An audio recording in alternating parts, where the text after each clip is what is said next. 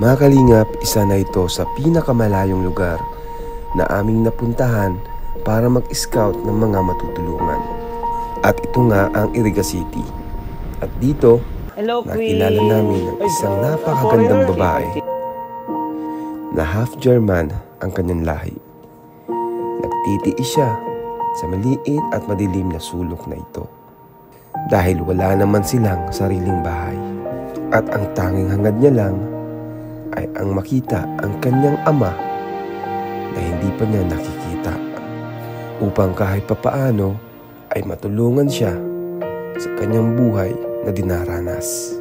Super lungkot po kasi parang pinaka-hard na po sa buong buhay ko yung parang ganito kasi wala na nga pong bahay, wala pa pong makakapitan si mama para po kasi puno na po siya ng utang kasi nga po kahit pangkain hindi na lang po inkan, mga ligo, gano'n araw-araw.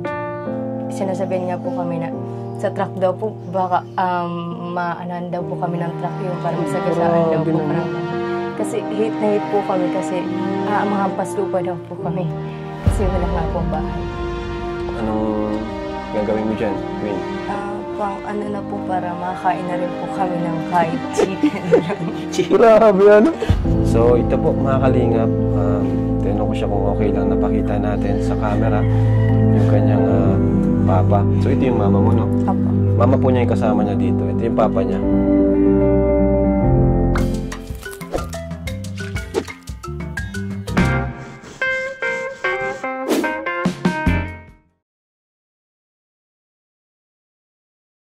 Alright, hello po mga kalingap. Welcome back po sa ating munting channel. So this is Kalingap Rob.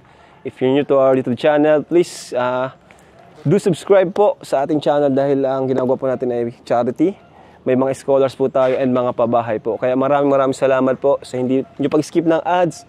Sobrang laking tulong po niyan. So ngayon medyo malayo po yung binayahe namin. Actually, wala kaming driver kasi si Ninong Bob ay ewan ko kung ano nangyari kay Ninong Bob. May mission trip kasi kami ngayon. Dito po kami sa Iriga City. Wow! Ayan, kung saan ang salita ay... Anong salita dito kaya? Rinconada? Rinconada. No? Dahil mayroon sa akin dito matagal na nagme-message. So tara mga kalingap, samahan niyo po kami. Hello po, kayo po ba yung si Sir Jun po yung nag-message po sa amin sa... Ay, oo. Ako nga po, yung nag-ano kay Queen, yung, yung isang model ko na gusto kong sa inyo pa-vlog para mahanap yung tatay niya sa Germany. Kasi since birthday niya talaga, di niya nahanap yung tatay niya. Yun ang kailangan mahanap niya. And thank you so much po Kalingap Rob dahil natugunan niyo po yung yung kahilingan ko sa iyo para kay Queen. Malaking tulong po sa kanya. Kasi matagal na. Pasensya na po, kailan po kami nakapunta. Alam ko matagal na po kayong naghihintay at matagal na rin nga po kayo nagme-message. So, yan po, taga rito po siya? Oo, taga rito po. So, ayan mga kalingap. Tara. Tara po. Hello, Queen! Ay, grabe. Ay, foreigner. Sipag naman. Foreigner nga to.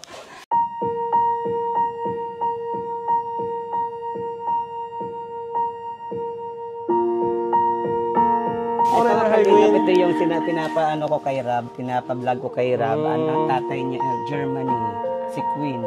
Okay. Foreigner nga. So, ilang taon ka na, Queen? 13 pa lang po. 13? Kailan ang birthday mo? June 27. Grabe, 13 guys. Ang tangkad. Bigyan mo nga, Sir John, kaya. Alam, si Queen para interviewin si... Grabe. So, siya po mga kalingap yung nilapit sa atin. Queen, kilala niyo na ako? O, kilala mo na ba ako? Si Kuya Rob. Lapit ka matagal ka nang nilapit ni Sir John sa amin, nag-message siya kasi gusto ka niyang tulungan kasi yun nga, ang alam ko ito si Sir John marami na rin tulungan. Pwede niyo po bang sabihin sa amin yung mga natulungan niyo na rin po? Yes po, marami na po talaga akong natulungan.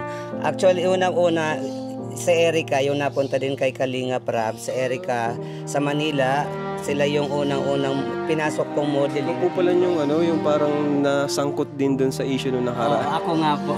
Ako nga yung nasangkot doon sa issue na dapat daw lumabas na pero ayaw kong lumabas kasi may usapan naman kami nun sana ni Erica para maging maayos si Erica yung buhay niya dito kay Kalingap Rob.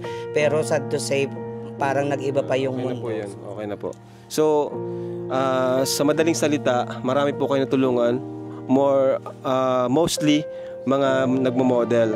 Kasi yun po yung na-scout yung mga model. And nilapit nyo nga po siya para makita yung Papa niya sa niya. Germany kasi di niya nakita since birth. Di niya nakita yung papa niya. Miss na daw niya yung papa niya. Since birth? Oo, kaya sabi ko doon Halos tayo kay Kalinga Prab kasi marami siyang Grabe. marami na siyang followers. Baka dito tayo magbakasakali para makita mo Dito tayo para maliwanag, madilim ata.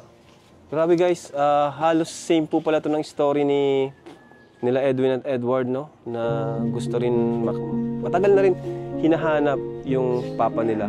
Baka kapatid niya to. Kamukha nila Edward. Baka kapatid. So Queen, paano nangyari na dito ka na pinanganak sa Iriga? Dito ka na ba pinanganak o anong bang kwento? Pwede bang may kwento mo sa amin Sige yung po. Dati po kasi si mama po nagtatrabaho po sa ibang bansa. Tapos nung nagkaanoan po sila, si papa po at si mama. nagkaroon ng relasyon? Opo, nagkaroon po ng relasyon. Umuwi po si mama po dito dahil buntis na po sa akin. Kaya dito na po ako pinanganak. Saang bansa yun? Sa sa Dubai po siya Dubai. nagtatrabaho. Opo. So doon niya na-meet yung papa mo. Opo. Alam mo ba yung pangalan ng papa mo? Opo. Anong pangalan?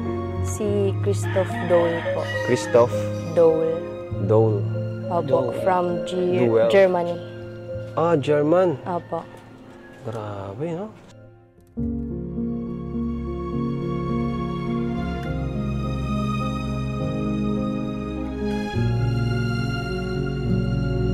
Lumaki ka na, di mo siya nakita. Hindi po talaga kahit po. Nag-ano na rin po sila, parang kinokontak po ni mama si papa po para kung ano daw po yung kasi sabi daw po, daw po, susunod daw po si papa pag panganak daw po dito.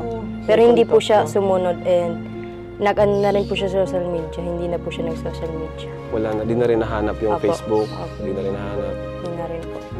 Matagal na hindi nakita. Hindi na po.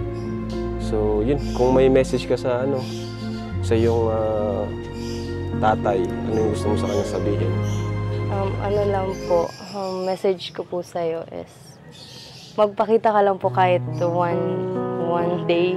Kasi po, gusto ko rin po makilala yung tunay kong tatay. And matagal na rin po is also 13 years naman na po, ang tagal-tagal na. Yun 13 lang. years? Opo. Grabe. Pero sa tingin mo, buhay pa naman siya? Opo. Baka po. Baka. Mga ilang taon na siya ngayon, alam mo? Mga po. Kaedad ni mama mo ba? Opo, kaedad po ni mama. Mga 40 plus naman naman. So ngayon, kumusta ka? Ano yung ginagawa mo dito sa lugar niyo? Ngayon, nagwawalis ka pala dito. Bahala ka pa namin. Pasok muna po tayo. O tara, doon tayo. Yes. Tara. Saan ka nakatira? Dito po. Po talaga is, hindi po talaga namin to bahay. Bahay po to nila, lola lang. Wala pa kayong sariling bahay? Ay, meron po. Doon po sa, nung mama ko. Pero pinapaalis na po ako. Pinapaalis na po kami. Pero pasok tayo, mga kami. Hindi po namin talaga especially bahay kasi, po yun sa, kinakasama po yun ni mama ngayon. Pero pinapaalis na nga po kami doon. Kaya dito na po kami nag-stay. Upo ka, dito. Grabe. walang Wala rin po dito. Grabe guys. Masikip po pati. Okay lang yan. Oo, okay. Wala man tayong ibang lugar eh. Oo. Okay na yan. Hindi mo akalain na may nakatira ditong mistisa. Grabe guys. Hindi mo akalain, no?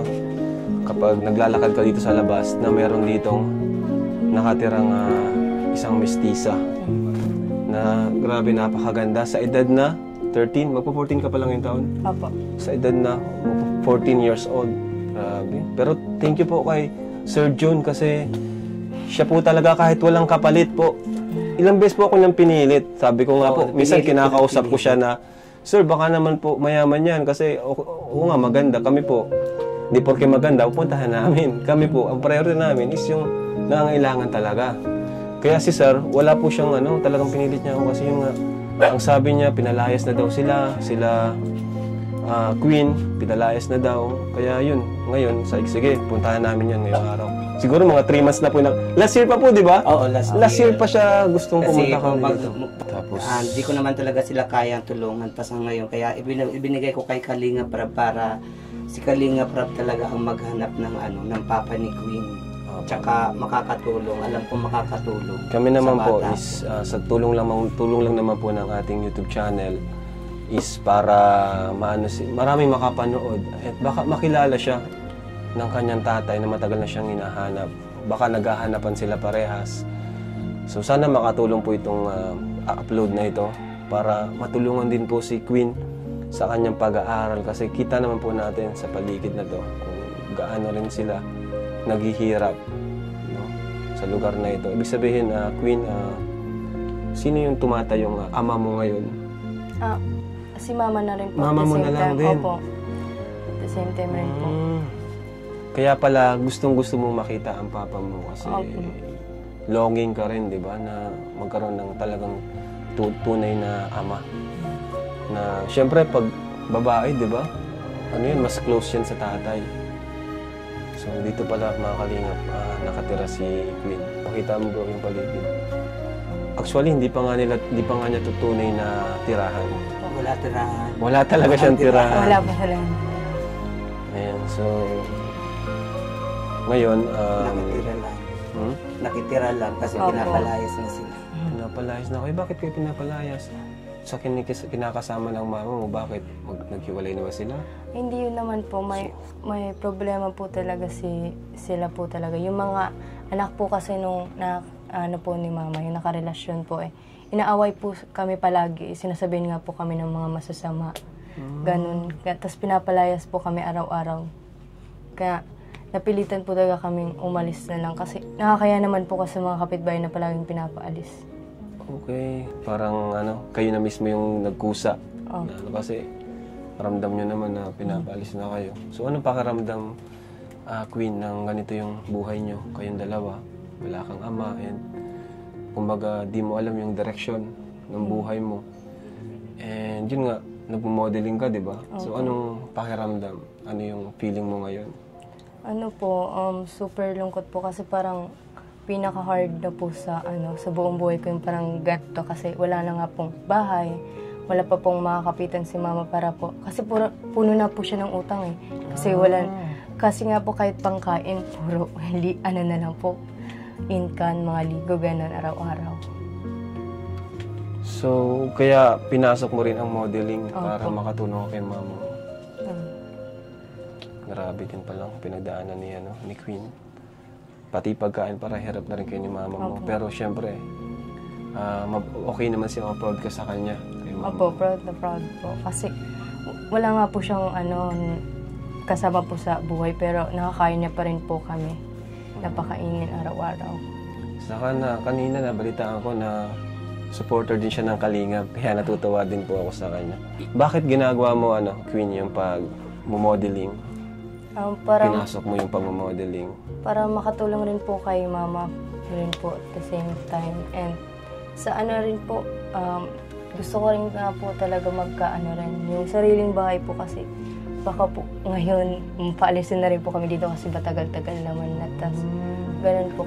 Pero po sa modeling, hindi po ako yung binabayaran. Ako po yung nagpapabayad kasi wala na nga po akong pabayad man po. Kaya sila po yung nagbabayad Ikaw yung nagbabayad? Sila nagbabayad sa'yo? Opo. Parang extra mo? Opo, parang. Pero sapat ba yung kinikita mo doon? Minsan po hindi po talaga sapat kasi minsan nga po na lang po yung more on sa pagkain lang po yung sa amin tas sa pag-aral. Grabe, no? Pero ang grabing effort sa ibang buhay pag-modeling, mapagod yan. Alam ko yan eh. Grabe ang grind dyan. Tapos syempre di naman talaga nababayaran. Minsan talagang kulang. Lalo na kung nagsisimula ka pa lang. Di ba Sir Jun? Minsan di ka talaga papansinin kahit Mamumuhunan talaga. Mamumuhunan ka talaga. Yung kagandahan ng isang modelo, hindi doon nakikita. Kailangan mong mamuhunan. Para mag-i-invest ka muna. Mag-invest ka muna. I-build up mo yung sarili mo para magkaroon ka ng pangalan. Ano ba yung pangarap mo someday? Talaga bang pangarap mo maging model o may iba ka pang pangarap? Yun rin po, pangarap ko rin po talaga maging model and maging artista rin po. Wow! Grabe. Malay mo, may makapanood dito ng mga director, no? O kaya mga nag-scout, manager ng mga sikat na bigating station or channel. Baka pwede po ito. Grabe po. Sobrang ganda po niya. And sa edad po niya, matangkad. And napaka-mature niyang kausap. Anong grade mo na? Grade 8 pa lang po. Grade 8 ka pa lang? Grabe. Mature niyang kausap. Ang galing. Matalino. Pwede kang nagpapadyan ka rin. Opo, nagpapadyan. Kaya naman pala, no? Sanay siya sa Q&A. Sige, since sanay ka naman sa Q&A, tanongin din kita ng mga pang-pageant na tanong. Hindi, joke lang. Wow! Sa buhay, ano yung Ano yung motto mo sa buhay? Ano yung pinangahawakan mong mga salita or pinaniniwalaan mong salita? Ano po, parang motto ko po sa buhay is para maging instrument po si Mama para maging successful po. Para maahon po kami sa ganitong buhay. Parang ganun po.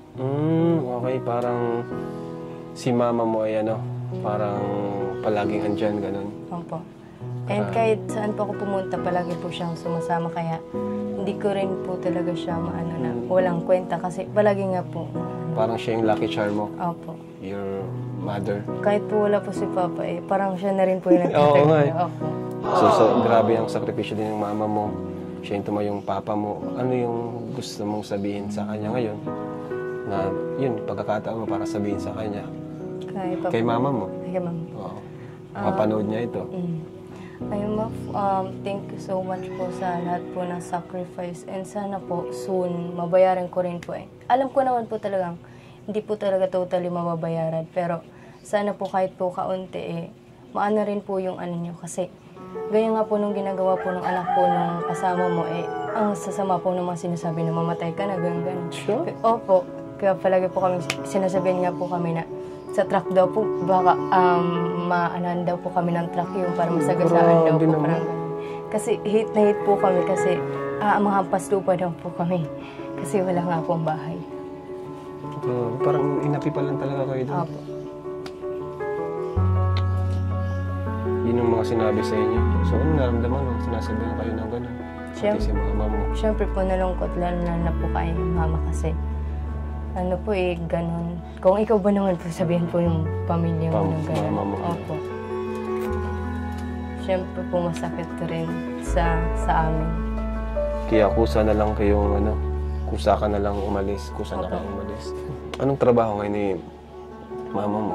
Wala po siyang trabaho. Wala? Wala po. Saan kayo kumukuha ng gastusin sa araw-araw? Allowance mo? Puro lang po talaga utang. Pag may racket. Opo, pag may racket, doon lang po nakakabahan. Pag wala. Wala po. Kaya habi kay June. Kaya palang grabe yung pagpupumilit niyo po sa akin. Huwag na muna tayo pumunta ng Manila kung walang mag-sponsor na ako makuha kay Queen. Huwag na muna pumunta ng Manila para rumampas sa Okada.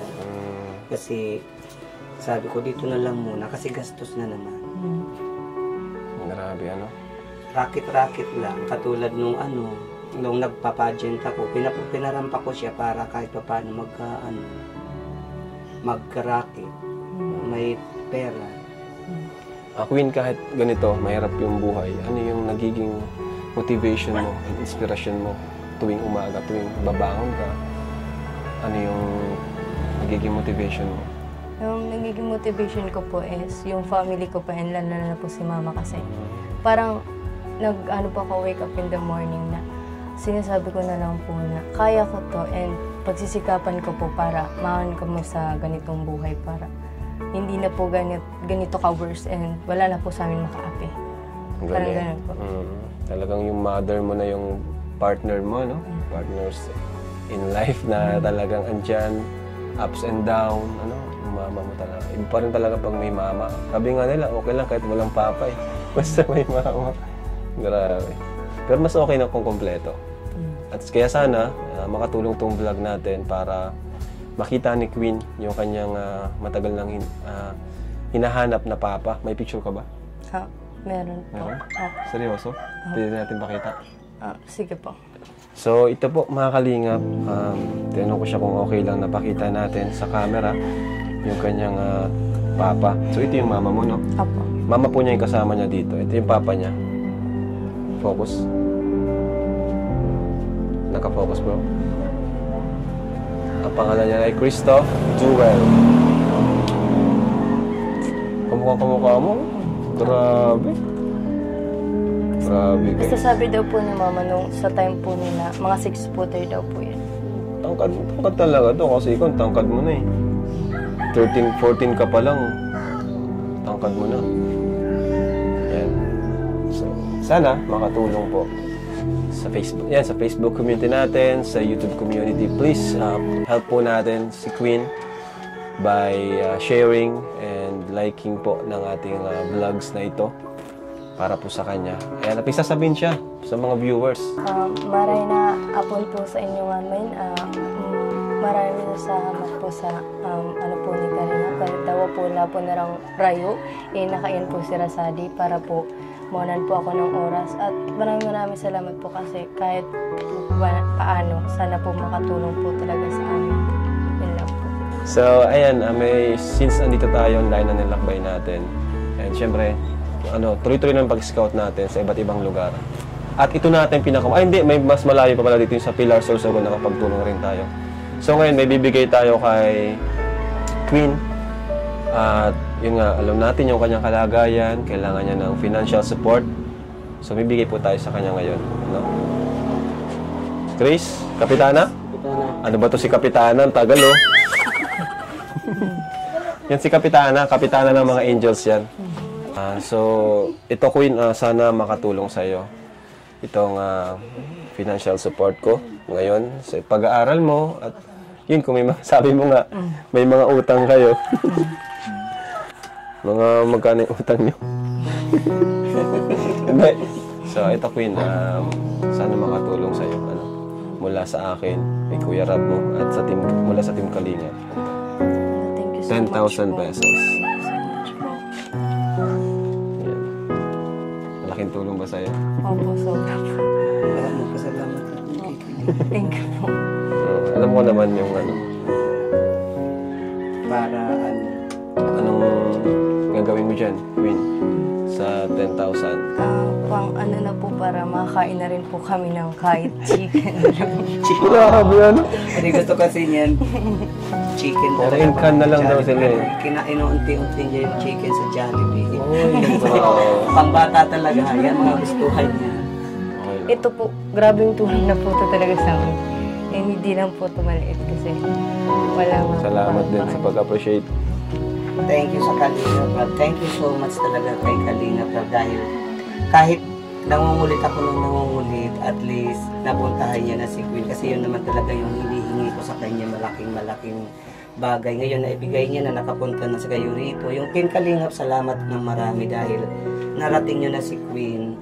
Hindi lang to yung una kasi marami pang susunod. Sana makarating nga sila dito sa Rinconada na tumulong.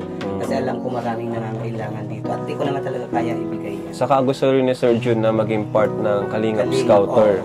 Palakpakan natin. June Wonder Vlog. Ano yung channel sa June Wonder Vlog? June Wonder Vlog, guys.